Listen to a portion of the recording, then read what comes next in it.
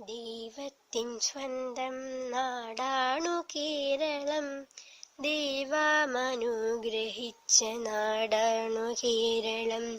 സ്നേഹവും നന്മയും ഉൾക്കൊള്ളുന്നൊരു നാടാണു നമ്മുടെ കേരളം.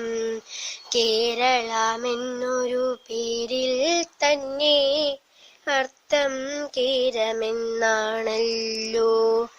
കേരവൃക്ഷം കേരളത്തിൽ ഭംഗി നിലനിർത്തുമെക്കാലവും.